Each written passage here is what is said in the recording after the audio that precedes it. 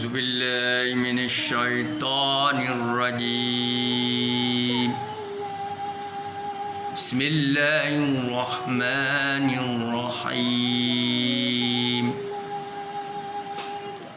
لقد كان لكم في رسول الله أسوة حسنة لمن كان يرجو الله ويوم آخر وذكر الله كثيرا. Surah Al-Ahzab ayat 21. Sesungguhnya telah ada pada diri kalian Rasulullah sallallahu alaihi wasallam itu teladan yang baik bagimu, yaitu bagi orang yang mengharapkan kerahmatan Allah dan kedatangan hari kiamat, serta yang banyak mengingati Allah. Tuan-tuan dan puan-puan, hari yang diraihkan atau mesej yang disampaikan yaitu hari keputeraan Nabi Muhammad SAW jatuh pada hari ke-12 bulan Rabiul Awal. Saudara, Nabi adalah berasal dari keturunan, bukan dalam kalangan orang-orang yang kaya raya, bangsawan maupun hebat belaka. Nabi Muhammad SAW adalah dari kalangan anak yang digambarkan sebagai yatim piatu dan juga miskin. Maka Nabi asalnya ummi, tidak boleh membaca dan tidak ada kebijaksanaan luar biasa, kebijaksanaan luar biasa pada usia yang begitu. Namun Muhammad SAW mencari-cari kebenaran, mencari-cari kebenaran dari segi akidah, dari segi keadilan, dari segi pembinaan tamadun bangsa, dari segi memberikan hak kepada wanita dan lelaki, memberikan keadilan kepada Islam dan bukan Islam. Nabi tolak rasuah, salah guna kuasa, pengkhianatan, kezaliman, memilih bulu, amalan kroni, mementingkan kaum, bangsa, asabiyah, kabilah. Ini tak ada. Yang Nabi angkat adalah firman Allah dalam Al-Quran dan sunnah Nabi, sunnah Rasulullah, amalan Nabi diikuti sehingga hari ini. Tapi persoalannya, setiap tahun kita meraihkan, kita sayang Muhammad SAW, kita kata kita sayang Muhammad, kita cinta Rasul, kita menjadikan Nabi sebagai ikon, sebagai simbol kita. Ya, kita kenal daripada Muhammad dua agama, iaitu Samawi dan Majusi, agama langit dan agama manusia ikutan, ataupun agama yang sebelum datangnya agama langit ini, agama Majusi. Persoalannya, apakah penghayatan kita di Malaysia ini? Tidak kira siapa kita, frontliner, rakyat biasa, pemimpin, federal, state, local government, ketua jabatan, profesor, sarjana, scholar. Di sisi Allah kita tidak ada sesiapa. Kita tidak ada apa pun perlu kita banggakan. Darjat, status, pingat, kedudukan, politik, ya, kekayaan yang kita miliki, triliun, ya. Ini Pandora Papers, ya, cerita 1.8 triliun, ya, dibawa keluar untuk mengelakkan cukai, bersamaan 432 bilion. 2.6. Kita marah Datuk Najib, ya, memanglah kita marah, ya, tak apalah, kes tu berjalan di mahkamah, ya, kita tunggulah apa kesudahan. Tetapi itu, tuan-tuan tahu sekarang 1.8 triliun, ya, penyangak kita tahu. Ini yang lakukan ni siapa? Antara senarai-senarai nama itu, antaranya Orang kita yang menyatakan kita solat 5 waktu, pergi umrah, pergi haji, beriman pada Allah. Tuan-tuan dan puan, itulah kita.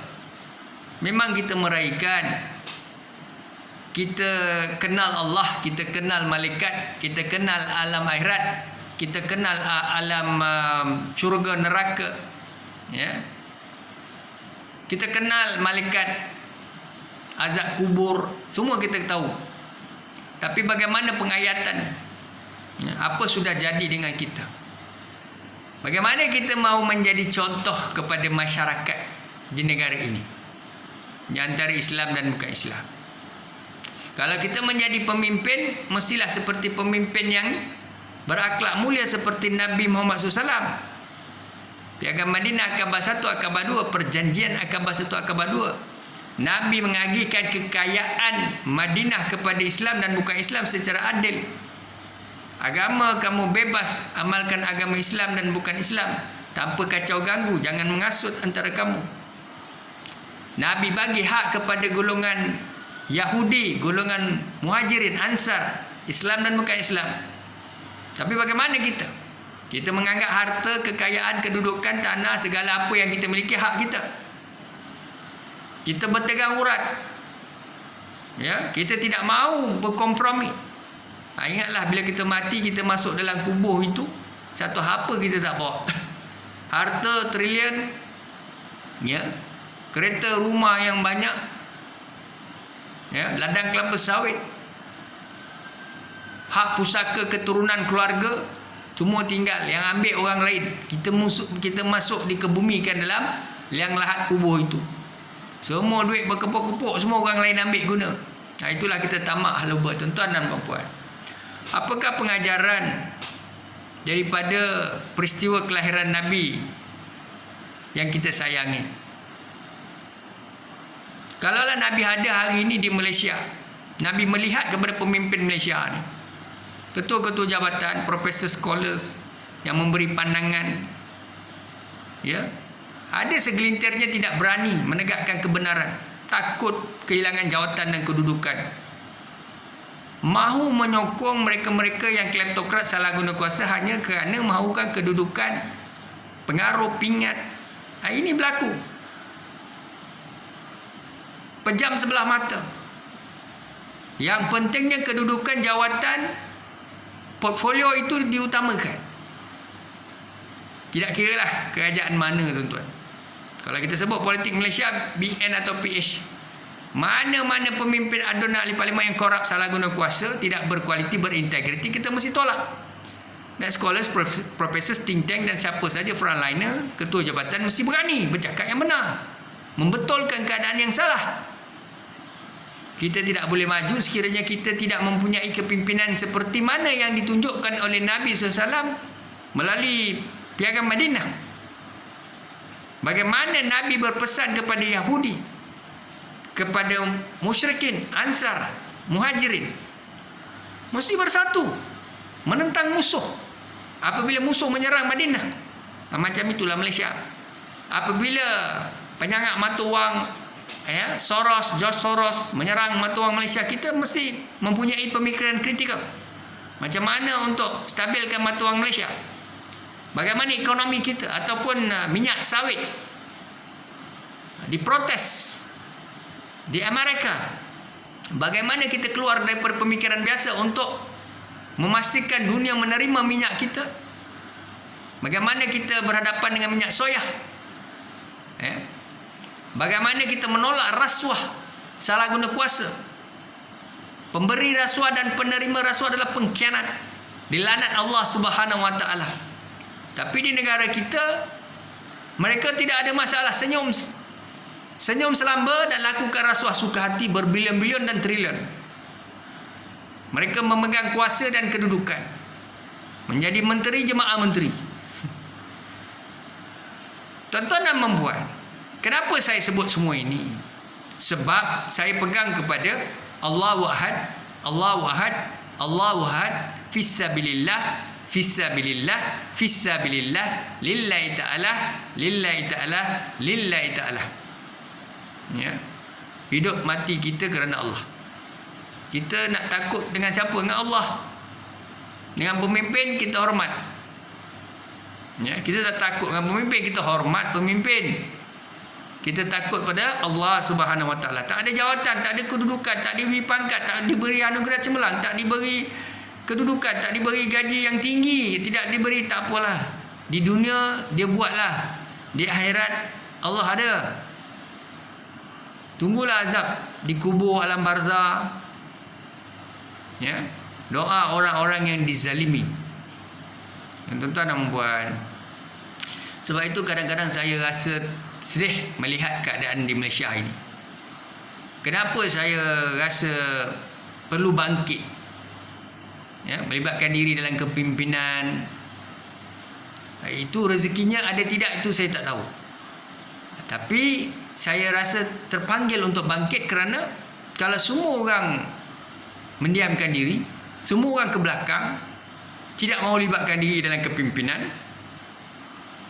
apa akan berlaku kepada Malaysia ini? Yang ada mengampu, menjilat, membodek, kata Tun Mahathir. Ya. Jadi tuan-tuan dan puan, ya, sempena hari yang baik ini, kita jagalah imej Rasulullah SAW, jagalah maruah akidah Islamiah ini.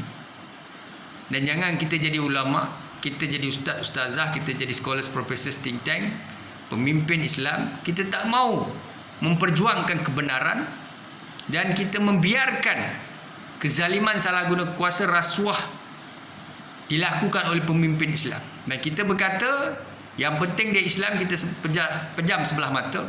Jangan orang kafir menjadi pemimpin, kerana rasuah itu adalah satu perbuatan yang biasa dilakukan oleh pemimpin lain di dunia atau orang lain.